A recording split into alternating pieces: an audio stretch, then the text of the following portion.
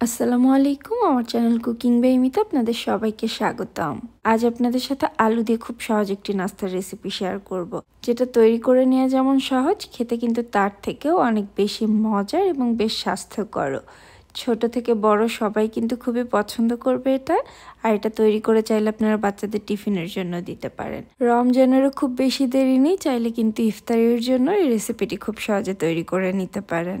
আশা করছি রেসিপিটি আপনাদের ভালো লাগবে। প্রথমে এখানে আমি বেশ কিছু আলু সেদ্ধ করে নিয়েছি, হাফ কেজির মতো আলু নিয়েছি।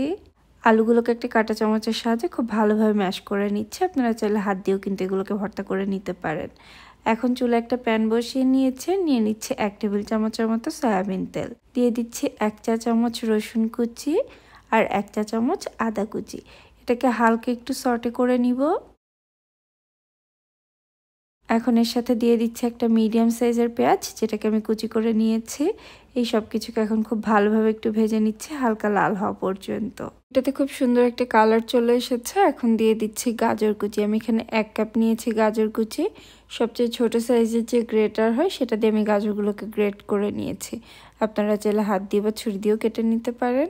কিছুটা দিয়ে দিচ্ছি পেঁয়াজ কলি, যেটাকে আমি কুচি করে কেটে নিয়েছি। এখন এই সব কিছুকে খুব ভালোভাবে একটু ভেজে নিব। এর সাথেই দিয়ে দিচ্ছি স্বাদ মতো কিছুটা লবণ, হাফ চা চামচ দিয়ে দিচ্ছি ভাজা জিরার গুঁড়া, খুব সামান্য একটু হলুদের গুঁড়া, আর বেশ খানিকটা দিয়ে দিচ্ছি কাঁচামরিচ কুচি। ঝালটা আপনারা আপনাদের স্বাদ মতো কমিয়ে বাড়িয়ে এখানে ইউজ করতে পারবেন। হাফ চা চামচ দিয়ে দিচ্ছি গোলমরিচের গুঁড়া। খুব বেশি মশলার প্রয়োজন নেই নাস্তাটা তৈরি করার জন্য, অল্প মশলাতেই কিন্তু এটা খেতে অনেক বেশি ভালো লাগবে। এখন এই গাজরগুলো কিছুটা সেদ্ধ হয়ে যাওয়া পর্যন্ত আমি এটাকে ভেজে নিচ্ছি। খুব বেশি সময় লাগবে না এগুলোকে ভেজে নিতে, 4 থেকে 5 মিনিটের মতো ভেজে নিলেই কিন্তু এটা ভাজা হয়ে যাবে। এখন এর সাথে দিয়ে দিচ্ছি আগে থেকে যে আলুগুলো সেদ্ধ করে ম্যাশ করে রেখেছিলাম, সেগুলো সম্পূর্ণ সেদ্ধ করা আলুটুকু এর মধ্যে দিয়ে দিচ্ছি। তারপর এটাকে খুব ভালোভাবে নেড়ে মিশিয়ে নিচ্ছে। আলুর এই নাস্তাটা যদি কখনো আপনারা এভাবে ট্রাই না করে থাকেন, অবশ্যই কিন্তু একবার বাড়িতে তৈরি করবেন। খেতে যেমন মজার আর অনেক বেশি স্বাস্থ্যকর। ছোট বাচ্চাদের তো খুবই পছন্দ হবে। যখন সব কিছু একসাথে খুব ভালোভাবে মিশে গিয়েছে, এখন এর সাথে দিয়ে দিচ্ছি বেশ খানিকটা ধনিয়া পাতা কুচি। এই নাস্তাটা তৈরি করার জন্য এখানে কিন্তু আমি আর অন্য কোনো সবজি ইউজ করিনি, তবে আপনারা চাইলে কিন্তু বাঁধাকপি বা মটরশুঁটি এগুলো ইউজ করতে পারেন। সব কিছুকে একসাথে খুব ভালোভাবে মিশিয়ে আমি এখন এটাকে চুলা থেকে নামিয়ে নিচ্ছি। তারপরে কিছুটা ঠান্ডা করে নিব। যখন এই মিশ্রণটা কিছুটা ঠান্ডা হয়ে এসেছে, এখন এর সাথে দিয়ে দিচ্ছি কিছুটা মোজারেলা চিজ। মোজারেলা চিজটাকে আমি গ্রেট করে নিয়েছি।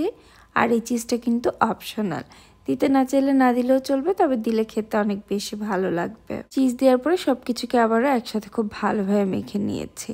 আর এখানে নিয়ে নিয়েছি বেশ কিছু সসেসগুলোকে আমি ভেজে ছোট ছোট পিস করে কেটে নিয়েছি। আপনারা আপনাদের সুবিধা মতো কেটে নিতে পারেন। তারপর আলুর এই মিশ্রণ থেকে বেশ খানিকটা পোর্শন নিয়ে নিচ্ছি। হাতের তালুর মাঝে রেখে এটাকে কিছুটা ছাড়িয়ে নিয়ে আমি সসেসের একটা পিস দিয়ে নিচ্ছি। তারপর এটাকে খুব ভালোভাবে মুড়িয়ে একটা শেপ দিয়ে নিব। আপনারা আপনাদের পছন্দ মতো গোল, লম্বা যে কোনো শেপই তৈরি করতে পারেন। আমি একটু চ্যাপ্টা করে লম্বা শেপ দিয়ে নিয়েছি। বাকি সবগুলো একইভাবে তৈরি করে নিয়েছি। আর এখানে একটা বাটিতে একটা ডিম ভেঙে খুব সামান্য একটু লবণ দিয়ে এটাকে ফেটে নিচ্ছি। আর এখানে নিয়ে নিয়েছি বেশ খানিকটা ব্রেড ক্রাম্বস। বাসায় থাকা পাউরুটিটাকে ব্লেন্ডারে দিয়ে গুঁড়া করে নিয়েছি। তবে আপনাদের হাতের কাছে যদি পাউরুটি না থাকে, সেক্ষেত্রে চাইলে কিন্তু আপনারা টোস্ট বিস্কিট গুঁড়া করে এই ব্রেড ক্রাম্বসটা তৈরি করে নিতে পারেন।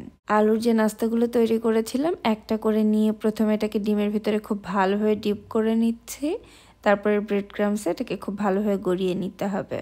এই তো একটা কিন্তু তৈরি হয়ে গেল। আর আপনারা চাইলে কিন্তু এভাবে তৈরি করে এটাকে ডিপ ফ্রিজে সংরক্ষণ করেও রেখে দিতে পারেন।